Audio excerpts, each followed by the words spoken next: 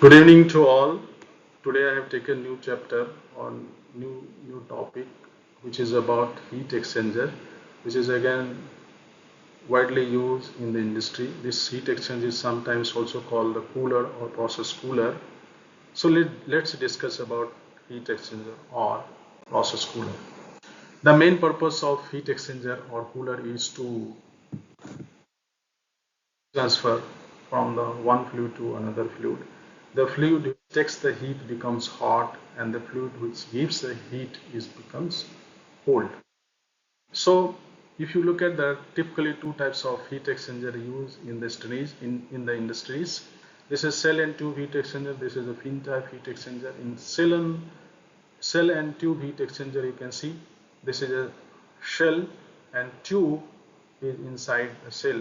So a lot of tubes are attached, becomes tube bundle. If you look at the flow path, this is cooling water comes in through the tube and then reaches over here to the another end, which is called one pass, and then it comes to again this end, it becomes another pass. So in this picture it is shown that there are two pass cooling water, and whereas you can see this is a hot fluid comes in the cell and it passes to different baffles. This is called baffles to have proper heat transfer. To comes down, goes up, moves like this, and then finally comes out. So this is a single pass. So single pass uh, process fluid and cooling water, two pass. Similarly, in case of fin type heat exchanger, you can see two pass heat exchanger, two pass cooling water comes here and then goes at another end and then again comes back to this. Similarly, you can say this is cooling, this is process, hot fluid comes in and then goes out. Of course, this arrangement called, this is again single pass arrangement. So in both the cases, process fluid is a single pass, whereas cooling water is a double pass. Generally, process is in the cell side and cooling water in the tube side. However, in some application, you know, the case of this type of heat exchanger, cell and tube heat exchanger, process fluid could be in the tubes and cooling water in the cell. However, in case of fin type exchanger, always you have process fluid in the cell and cooling water in the tubes. The principle of heat transfer is hot fluid heat transfer, which is expressed this equation, should be equal to cold fluid heat transfer. That means heat released by hot fluid is equal to heat gained by cold process.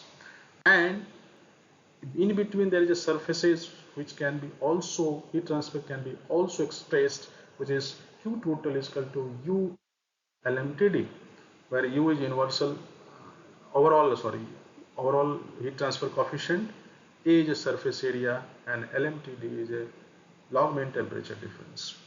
So principle says that Q total should be equal to Q hot is equal to Q cold. So this is basic principle of heat transfer. Now various configuration used for heat exchanger. One is called parallel flow heat exchanger, where you can see the cold fluid and the hot fluid both flows in the same direction. Both are parallel. And let me explain you. I have considered the hot fluid which is coming to the heat exchanger or inlet is called terminal 1, and the hot fluid which leaves the terminal, which is the fluid outlet, is considered terminal 2. However, you can consider other way around also, but this is the way because I have considered for the simplicity. The selection of terminal is very important. If you know the terminal, understand the terminal, then you can easily calculate the LMTD, and then thermal load can be easily calculated of the heat exchanger. So hot fluid, hot inlet is terminal 1 and hot fluid outlet is terminal 2. Now you can see on the x-axis on surface, y-axis temperature, the hot fluid terminal 1, let's say it's 120 degrees Celsius, and then it goes to, it comes out at 45 degree Celsius. Since it is a parallel flow, so at terminal 1 temperature of cooling water is 30 degree and outlet is 40 degree. Let's say this is an example. So approach, there is a separation. Always you have seen the separation. Heat transfer occurs when there is a separation. So you can, there is a large separation, so large heat transfer, then keep on increasing, but cannot be negative. There is always positive difference. And let's say it is a 45 degree at temperature at which it is cooled down, because at terminal 2 temperature of cooling water. So this is cooler approach, 45 minus 40, this is 5 degree. But I can tell you there is another way through which we can cool down below 40 degree using the counter flow heat exchanger.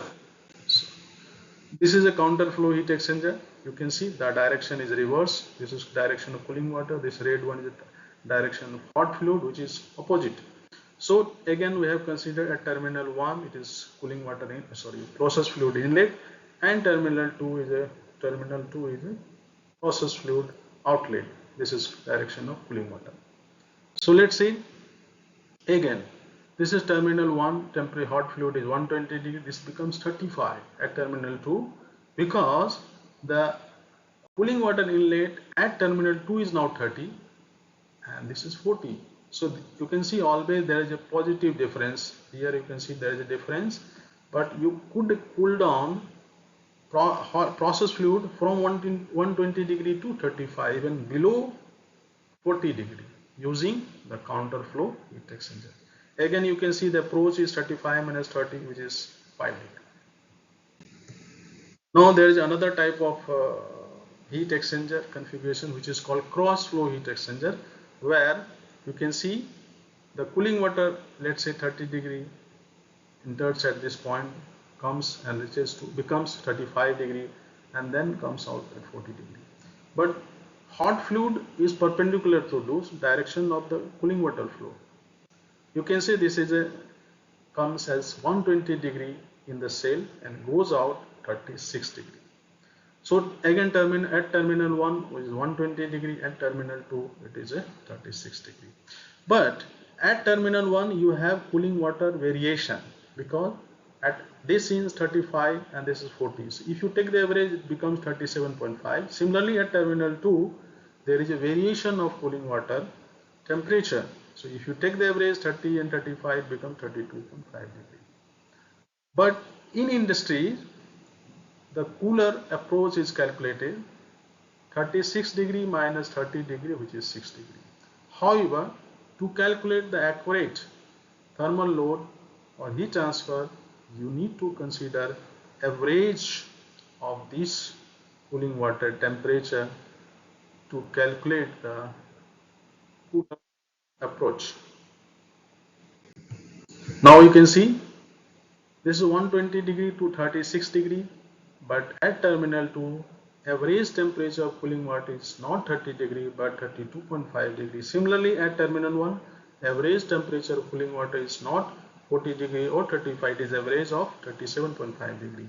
So you can see there is always positive gradient difference, so there will be heat transfer, and cooler approach is equal to 36 degree minus 32.5 degree, which is 3.5, sorry, should not be 3, 36 minus 2 should be, it is correct, yeah it's correct, 3.5 degree.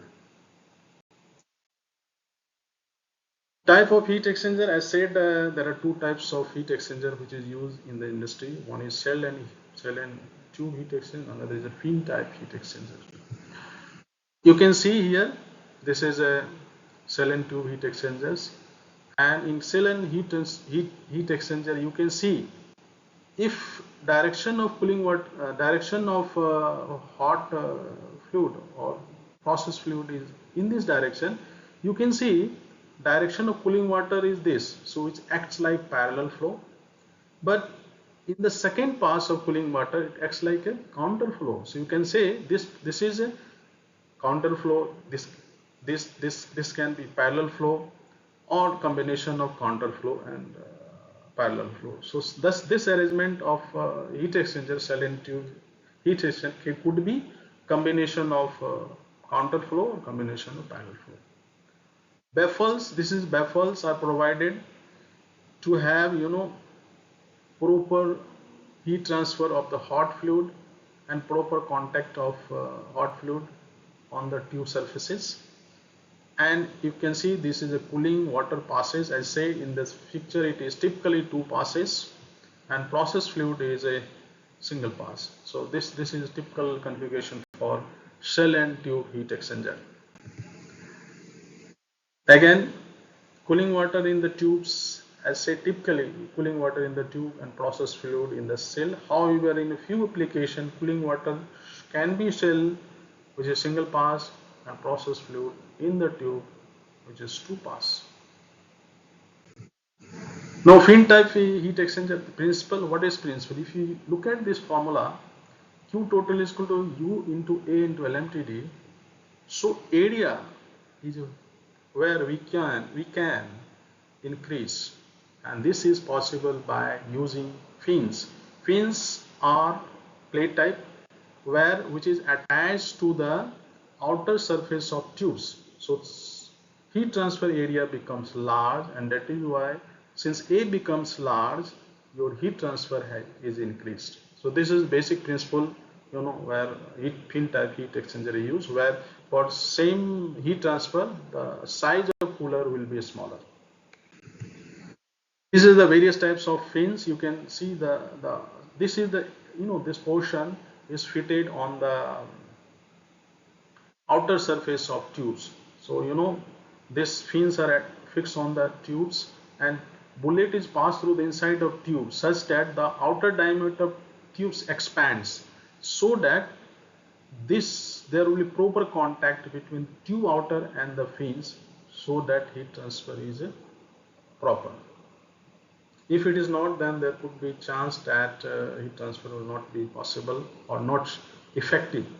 So to have effective heat transfer, the tube should be expanded such that the tube OD should tightly fitted on the fins.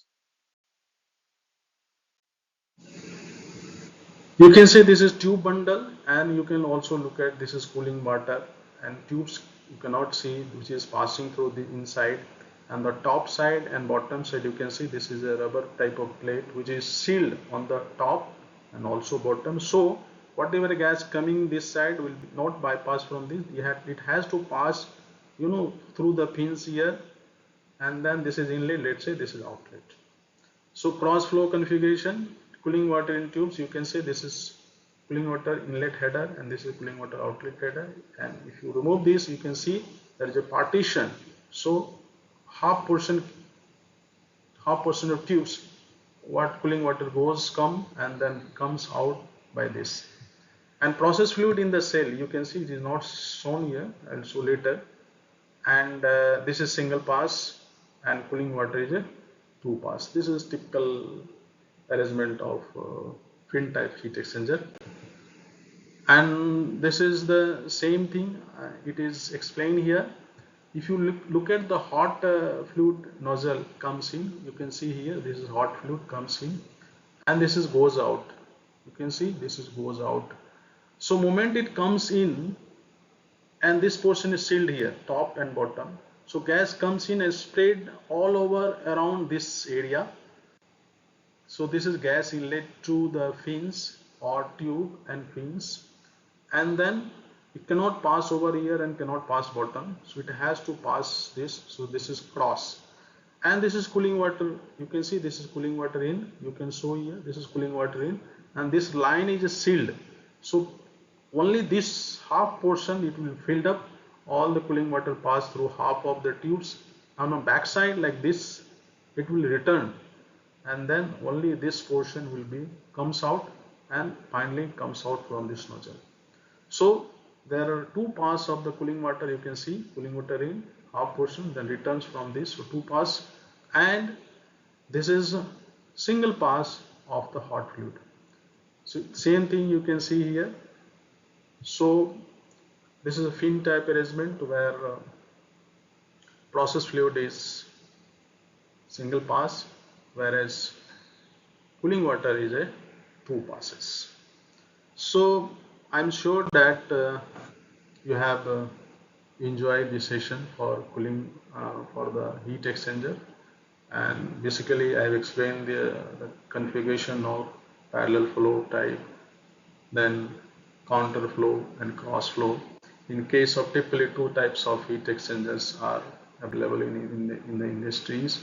One type is called cell and tube heat exchanger, where possible configuration can be parallel flow, counter flow, or combination. Water flows in the tubes typically, and the process fluid flows in the shell, but some application could be reverse also.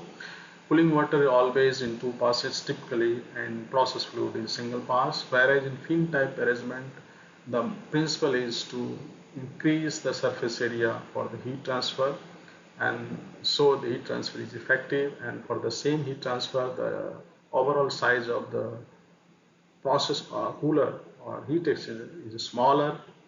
And in case of fin type, it is a cross type of configuration where cooling water flows in two passes 50%, and on very important on the outlet side, and so cooling water inlet is outlet of the hot fluid 50% and returns on the inlet of hot fluid.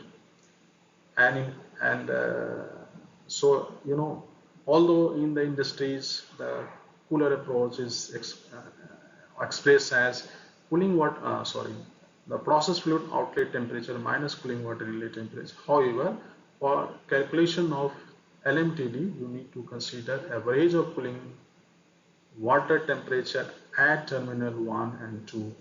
So then both terminal you need to calculate differences, and then LMTD formula can be used.